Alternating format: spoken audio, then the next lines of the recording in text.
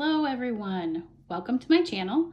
My name is Christy and this channel is all about money and mindset and the intentional focus on those two things, money and mindset, to decrease stress in our lives and to increase joy and happiness. And so I am coming to you today with another side hustle cash stuffing video for my two side hustles that I have. And I'll talk about those a little bit more as we get into the numbers here. But as you can see, I kind of have some materials here. I wanted to talk about these in advance just so I could focus on the numbers when we get to that. So here I have a couple of envelopes that I got from the Budget Mom, and I'll have a link to that in the description below. These are just some free resources that I got from subscribing to her email address or her email newsletter. And so she sends out some cool things every Friday, and like once a month or so she sends out envelopes. So I have a couple of these are just regular printer paper that I printed the envelopes, taped them together, and now I have envelopes. So that's totally cool.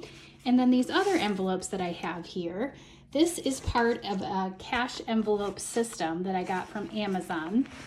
I'll also have the link below, but this is called, you can see here, Clever Fox, and it comes with a bunch of cash envelopes, and it also comes with trackers, and it comes in this cute little pouch, so very, very handy. You can see I've got other cash envelopes here that I use, and the final thing, well, not almost final thing, but here, so this is a Parku erasable pen. And I have to say, guys, I use these every single day. You can see Parku. I'll put the description or a link to these on Amazon below. These have changed my budgeting life because I am constantly having to erase and redo numbers in my budget, and just being able to have an erasable pen, super duper handy. So I'm gonna go ahead and move these things out of the way. This is a little notebook that I just got from Target. So I keep all of the information about my side hustle income in this notebook. And I'm gonna go ahead and flip to, oh goodness, my numbers here. So I have several different income transactions to talk about since I did my last video. So I have two different side hustles, and I've talked about these in previous videos, but I sell new and used clothing on Poshmark, eBay, and then a little bit on Mercari. I'm just starting to get my feet wet there. But I usually transfer the money from my Poshmark account to my regular bank account once a week. And so I have the last couple of weeks here of transactions, $52, $88.55, and then $34.59. And I haven't been super focused on my Poshmark business. I'm going to be starting that up again really this week in earnest because I've just bought a bunch of new inventory, going to get a bunch of things listed, and I expect to see these numbers starting to go up from that. My second side hustle is that I am a self-published author. So that means that I have, of course, written and published works of fiction that I have published on things like Amazon and Google Books and Apple, all of the places where you get ebooks. And I haven't actually published anything since 2016. And that's kind of an interesting thing when you think about this. It's 5 years later, and I still receive royalties from my books that I have published on these different platforms. So on Google, coffee money, $9.70. I was really kind of blown away by my Amazon royalties. So this would be for 2 months ago. So this would have been March that I received at the end of May, $51.47. Like, that's very healthy in terms of royalties for not having published anything in a really long time. That's going to change later this year. And again, that's something I'll talk about a little bit later. So across all of these different income transactions, that gave me a total of $236.31. So that's the number we're going to be working with today. Now, as we go along here, I kind of divide these into some different types of categories. I round down to the nearest dollar here. So income total was $236. I take taxes right off the top of this, and I take 30% out, and I put this into a separate bank account that I have at my bank. So I don't stuff this particular piece here. So that's $70 that I transferred over for taxes, which left me with $166. And if you can see, the numbers may look a little messy here. It's because I had to use my pen quite a bit here because I added some things to my income transactions for today's video. So this pen is very handy. The next piece here is my business expenses. So I have my virtual assistant. I have a couple of different subscriptions that I use for my Poshmark business, as well as my eBay store and things like that. So that's covering all of those types of expenses. And then I do put a little bit of money away to be able to buy inventory for Poshmark. And like I said, I have been doing that recently, which has been very exciting, kind of as we're coming out of the pandemic, being able to get back into thrift stores, had some great sales at some of my local consignment stores. So definitely have started utilizing the money that I've been putting away in this particular envelope. And then with the money left, after I've covered all my business expenses, I still have money left that I put into my various sinking funds. And I'll talk a little bit about each of these here as I kind of go through and stuff the envelopes. But this has been really exciting for me, because while I do stuff these envelopes from my regular paycheck from my day job, I have been finding, since I started doing this whole sinking funds thing, that there are definitely some categories that I have been underestimating how much money that I need for them.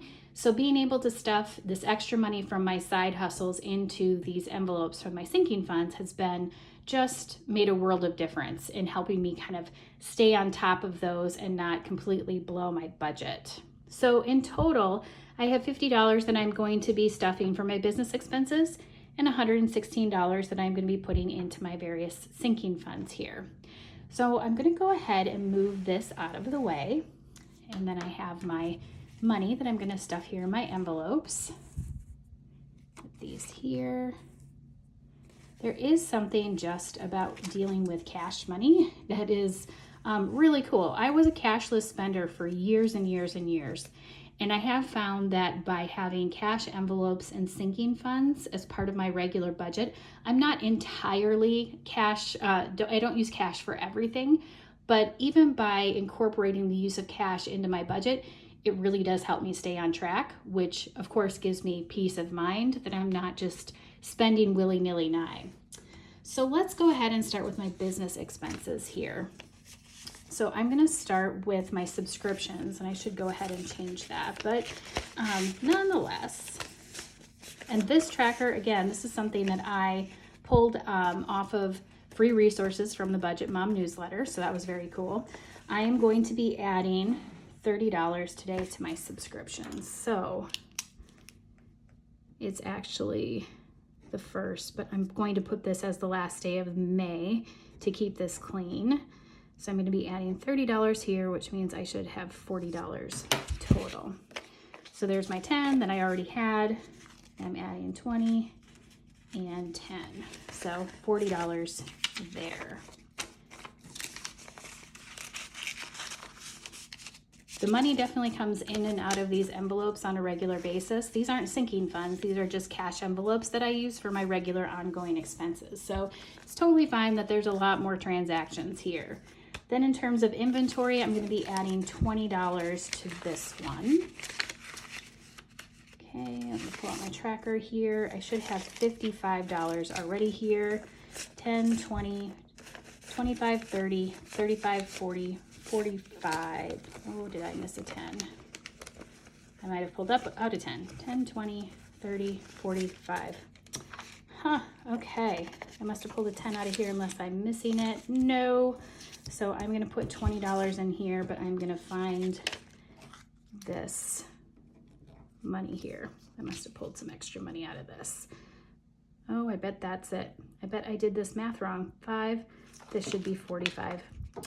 Yep, that's where it was. And then adding 20, so this is going to be 65. See, that pen comes in so handy right there on the fly on camera. So I should have $65 here now, guys. Let's see, 20, 30, 40, 45, 50, 55, 60, 65. I'm on track. I can do math. Really, I can. This is what happens when you're doing math in your head all the time. I could pull out a calculator. Might have to do that for further videos.